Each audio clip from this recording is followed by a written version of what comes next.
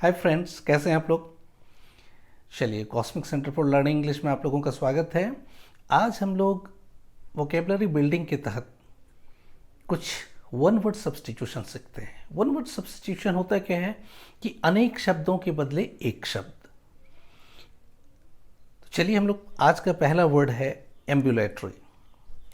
Ambulatory means होता क्या है कि शय्याग्रस्त होने के बाद टहलने की योग्य होना या टहलने की क्षमता वापस आ जाना। इंग्लिश में इसका मीनिंग होगा able to walk after being bedridden. Bedridden मतलब होता है शय्याग्रस्त होना।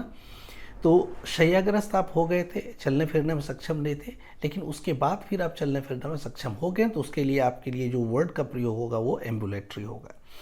दूसरा वर्ड लेते हैं ट्यूमर। ट्यूमर किसको कहते हैं कि शरीर के किसी भाग में असाधारण वृद्धि को कहते हैं। कोई मांसपेशी बढ़ जाती है, टिश्यू बढ़ जाता है शरीर में, तो उसको कहते हैं। चलिए, इंग्लिश मीनिंग देख लेते हैं यहाँ पे। Abnormal growth in some part of the body. शरीर के किसी भाग में असामान्य वृद्धि को हम ट्यूमर कहते हैं। ठीक है, हिंदी में उसको गुल्म, अर्बुद कह सकते हैं। नेक्स्ट है हाइपरटेंशन। हाइपरटेंशन क्या होता है, ये टर्म हमेशा इस्तेमाल होता है मेडिकल में, ट्यूमर का भी इस्तेमाल होता है। तो चलिए इसके मीनिंग को जानते हैं। इसका मीनिंग होता क्या है, ठीक है। इसका हिंदी मीनिंग होता है उच्च रक्तचाप। ठीक है, एबनॉर्मली हाई ब्लड प्रेशर, असाधारण उच्च रक्तचाप। उच्च रक्तचाप मतलब होता है कि ये जो मैक्सिमम लिमिट है आपका ब्लड प्रेशर का, लेकिन यहाँ पे है कि असाधारण। ठीक है, जो मैक्सिमम जो लिमिट है उससे भी ज़्यादा होना, उसको कहते हैं एबनॉर्मली हाई ब्लड प्रेशर। तो उसको उसके लिए हाइपरटेंशन का इस्तेमाल करते हैं। नेक्स्ट है हाइपोटेंशन, माने अल्प रक्तचाप। एबनॉर्मली लो ब्लड प्रेशर, माने लो ब्लड प्रेशर हमारा जो होता है वो फिक्स होता है, लिमिट होता है उसका, लेकिन उसकी जब नीचे चले जाते हैं तो उसको कहते हैं एबनॉर्मली लो ब्लड प्रेशर या फिर हाइपोटेंशन हम उसको कहते हैं। नेक्स्ट वर्ड है एनार्की। ठीक है, नेक्स्ट वर्ड है एनार्की। एनार्की क्या होता है? Absence of government in a country.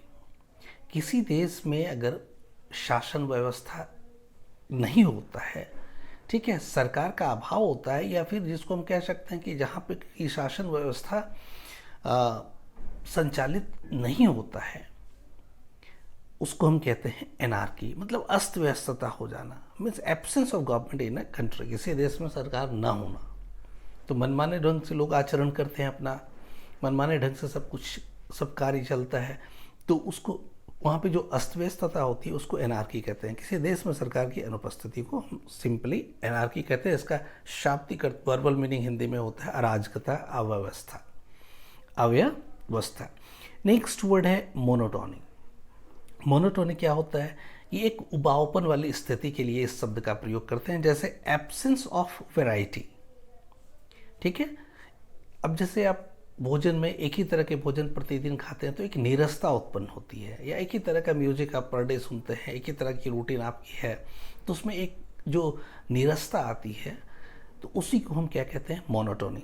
Mono मतलब एक होता है, मतलब एक रस हो जाना, अर्थात नीरस हो जाने की बात यहाँ पे है। एब्सेंस ऑफ वैरायटी, ठीक है, विविधता का अभाव, उसको क्या कहते हैं? मोनोटोनी। तो मोनोटोनी के लिए ये वन वर्ड सब्स्टिट्यूशन है। इसके लिए मैं वर्ड्स कितने होंगे, क्या होंगे? Absence of variety. Absence of variety के लिए एक वर्ड मोनोटोनी। ठीक है, जैसे absence of government in a country के लिए एनआरई शब्द का प्रयोग किया। आगे आते हैं प्रेरोगेटिव। अब एक वर्ड आता है यहाँ पे प्रेरोगेटिव। प्रेरोगेटिव क्या होता है ये भी देख लीजिए। इसका मतलब होता है विशेषाधिकार या परम अधिकार, प्रिविलेज जिसको कह सकते हैं आप। तो ये होता क्या है कि एब्सोल्यूट राइट, परम अधिकार।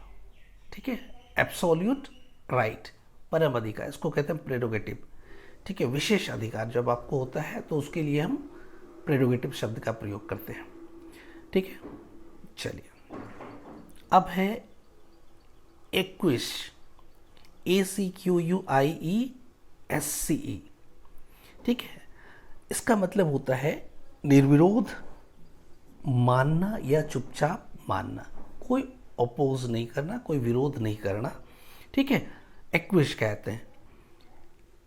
इसके इंग्लिश मीनिंग हो गए एक्सेप्ट साइलेंटली और विदाउट प्रोटेस्ट, चुपचाप या बिना किसी विरोध का किसी चीज़ को स्वीकार करना एक्विश कहते हैं, ठीक है, ACQUIESC एक्विश। नेक्स्ट है कस्टमरी। नेक्स्ट है कस्टमरी। कस्टमरी क्या होता है? कस्टम के अनुसार, रीति के अनुसार, अकॉर्डिंग टू कस्टम के लिए कस्टमरी शब्द का प्रयोग होता है, अर्थात परंपरानुगत कह सकते हैं या प्रथागत कह सकते हैं या प्रथानुसार कह सकते हैं। नेक्स्ट वर्ड है क्रोनोलॉजिकल।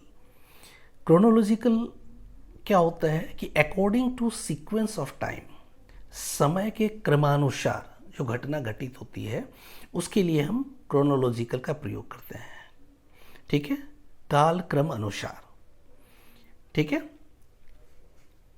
नेक्स्ट वर्ड है किडनैपिंग। नेक्स्ट वर्ड है किडनैपिंग और एब्डक्शन। ये दो वर्ड है, थोड़ा सा डिफरेंस भी दोनों में जानेंगे, हालांकि दोनों का अर्थ होता है कि अपहरण, लेकिन दोनों की मीनिंग के में डिफरेंस जानेंगे हम।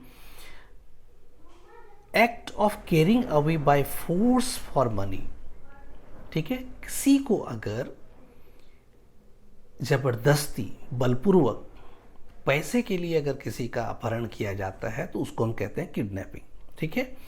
दूसरा वर्ड किडनैपिंग का है या अपहरण का है एब्डक्शन।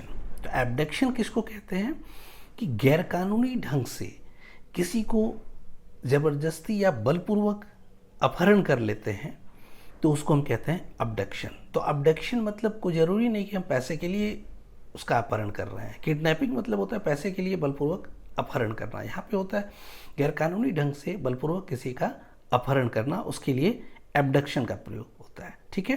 तो KIDNAPPING किडनैपिंग और एब्डक्शन का ABDUCTION एब्डक्शन, ठीक है। अब दो और वर्ड जान लेते हैं हम लोग आज के इस वीडियो लेक्चर में। देखिए, एक है act of forecasting bye examining present conditions, यानी एक प्रिडिक्शन है और एक है प्रोग्नोस्टिकेशन। तो प्रोग्नोस्टिकेशन और प्रिडिक्शन दोनों सिमिलर मीनिंग होता है, दोनों सिनोनिम है आपस में, ठीक है। प्रोग्नोस्टिकेशन या फिर प्रिडिक्शन होता क्या है इसमें कि वर्तमान समय के आकलन के अनुसार हम भविष्यवाणी करते हैं, भविष्य की एक चित्र सामने रखते हैं, उसको हम कहते हैं प्रोग्नोस्टिकेशन या फिर प्रिडिक्शन। तो इंग्लिश में यहाँ पे जिसका ये वन वर्ड सब्स्टिट्यूशन है वो सारे वर्ड्स क्या हैं देख लेते हैं। Act of forecasting bye examining present conditions, यानी वर्तमान परिस्थितियों को जांचकर भविष्य बताने का कार्य या भविष्यवाणी करने का कार्य को हम क्या कहते हैं? प्रोग्नोस्टिकेशन या प्रेडिक्शन। नेक्स्ट वर्ड और एक वर्ड जान लेते हैं इस वीडियो लेक्चर में और यहाँ हम लोग एंड करेंगे इसको। ये क्या है देखिए, इंट्रोस्पेक्शन, ठीक है। इंट्रोस्पेक्शन बहुत महत्वपूर्ण है। इसका मतलब होता है अंतः निरीक्षण, ठीक है, मैंने स्वयं का निरीक्षण। बात समझ में आ रही है कि एग्जामिनेशन ऑफ सेल्फ थॉट और फीलिंग, मैंने खुद के बारे में, खुद के मन, खुद के भाव, खुद के विचार का जो आकलन हम जब खुद करते हैं, ठीक है, अपने भाव अपने विचारों पर खुद का मूल्यांकन करते हैं, उसको हम कहते हैं इंट्रोस्पेक्शन, आत्मविश्लेषण। हिंदी में उसको हम कैसा अंतःपरीक्षण भी कह सकते हैं या आत्मविश्लेषण भी कह सकते हैं। तो आप लोगों ने आज वन वर्ड सब्स्टिट्यूशन सीखा।